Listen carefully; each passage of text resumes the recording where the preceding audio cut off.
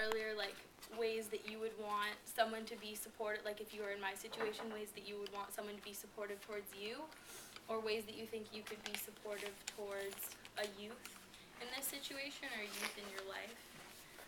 And then after that, I'm going to read off some of my things. Oh, wait, can you do that? No, just like whatever you guys think. I was gonna have you guys move back and do a circle, but this is fine. Yeah.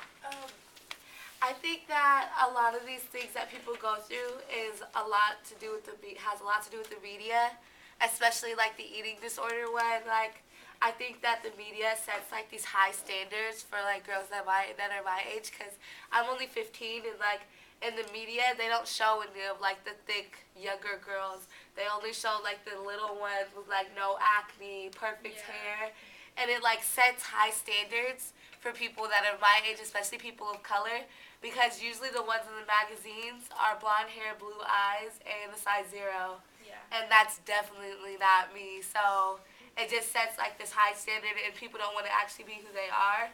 So either they eat more or they start to eat less to fit the standards. Mm-hmm. And it's also like I said in the group, it's also has a lot to do with your head, like what's inside of your head, because you keep telling yourself, like over and over again, like people keep calling you crazy because of your beliefs or because you're gay or any other stuff. People keep calling you crazy, so you keep in your head mentally telling yourself, I'm crazy, I'm crazy, I'm crazy. And then that's when all these disorders start, because it's physically, like it's in your head, like mentally.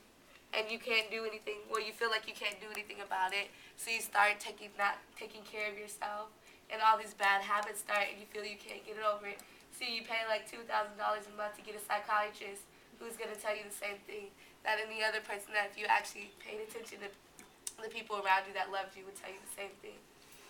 So like what do you want in like a supportive adult?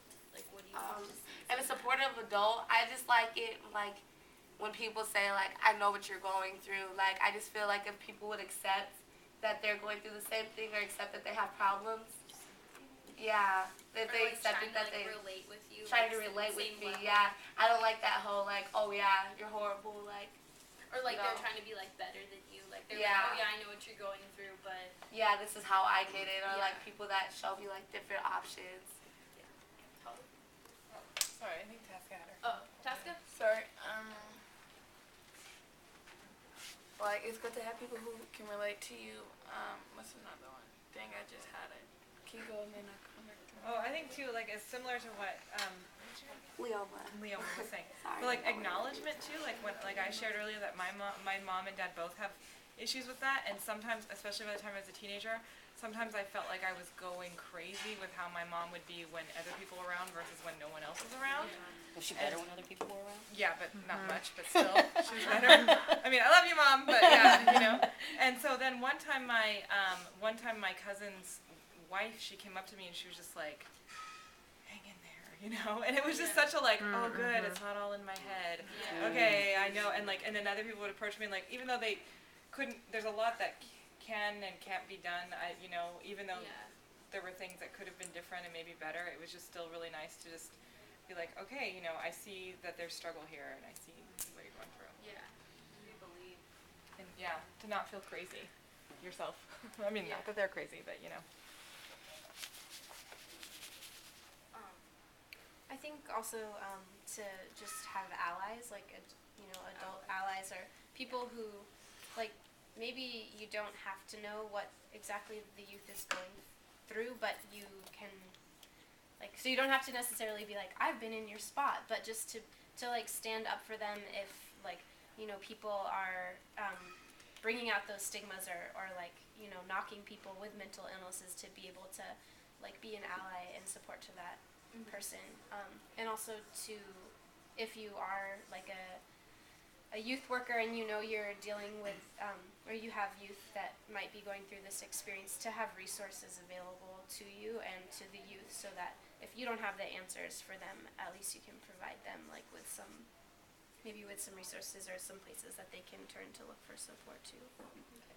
Good, Randa? Yeah, I was just thinking, not acting like you have the answers, but being a really good listener and validating that about their feelings. I think sometimes it's hard to believe what people, you know, live through in their daily lives with living around mental illness. So. Tasca? Like I said, relating, being someone who a youth can vent to, and that's really important. Because I'm a venter. No, you're not. And dang, I keep forgetting the last one. And have some integrity for the youth. If you're gonna tell them you're gonna do something for them, do it. Don't just blow it off and just be like, well, I'm busy and oh, my friend, just do what you say you're gonna do. Follow through. I think like